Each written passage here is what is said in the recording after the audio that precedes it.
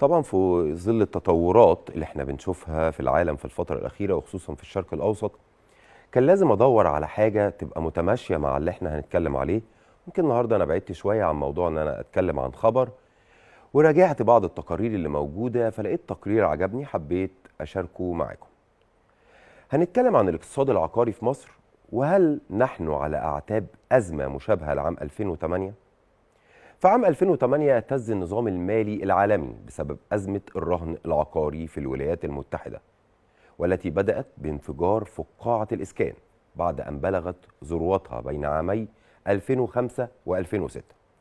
ارتفعت أسعار المنازل بشكل غير مسبوق نتيجة تسهيل الإقراض العقاري، ما دفع أعدادا كبيرة من المواطنين إلى الاقتراض بضمان عقاراتهم. ومع ارتفاع أسعار الفايدة وتزايد العجز عن السداد، انهار السوق العقاري الأمريكي، وتبعه انهيار مالي عالمي طال دولا أوروبية مثل اليونان، البرتغال، أيرلندا، وكاد يدفعها إلى الإفلاس.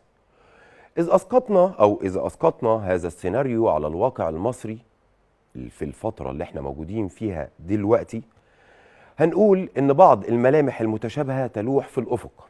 فالدولة المصرية تعتمد بشكل كبير على القطاع العقاري كقاطرة للنمو الاقتصادي.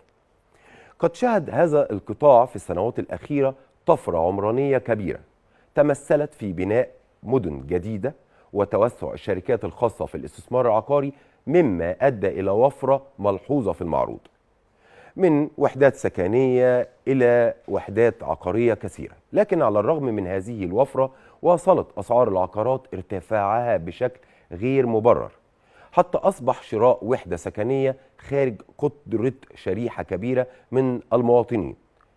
ووسط استمرار التضخم وارتفاع أسعار الفائدة، بدأ السوق في الدخول إلى مرحلة من التباطؤ تنذر بتحول محتمل وركود، خاصة مع انخفاض القدرة الشرائية وغياب الحوافز المالية الكافية.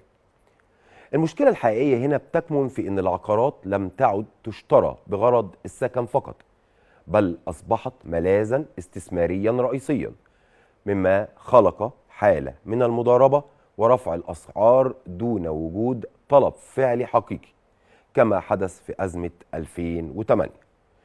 مع استمرار هذا النهج مع تزايد المخاوف من أن يلجأ الأفراد إلى الاقتراض بضمان عقاراتهم لتلبية احتياجاتهم الأساسية، وهو ما قد يعيدنا إلى دائرة الخطر إن لم تتم معالجة هذه الاختلالات سريعا. أعيد تاني، إن لم تتم معالجة هذه الاختلالات سريعا. ومن هنا تبرز الحاجة إلى تدخل حكومي متوازن يشمل نقطة واثنين وثلاثة. أولهم تقديم حوافز ضريبية مشروطة لشركات التطوير العقاري تتناسب مع حجم انخفاض في الأسعار.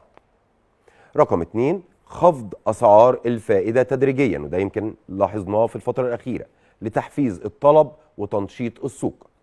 رقم 3، تشجيع الاستثمار في القطاعات الإنتاجية لتخفيف الضغط على العقارات كخيار استثماري وحيد.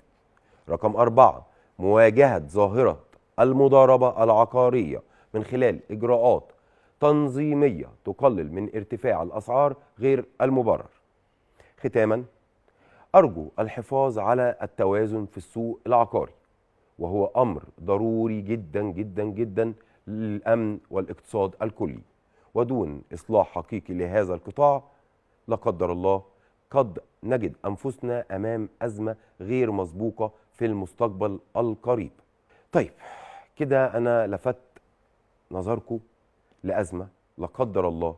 دايما بحاول أستبق الأمور وأتكلم في الحاجات اللي لا قدر الله أنا ممكن أبقى خايف إن هي تحصل، وبنوجه عناية السادة المسؤولين إليها.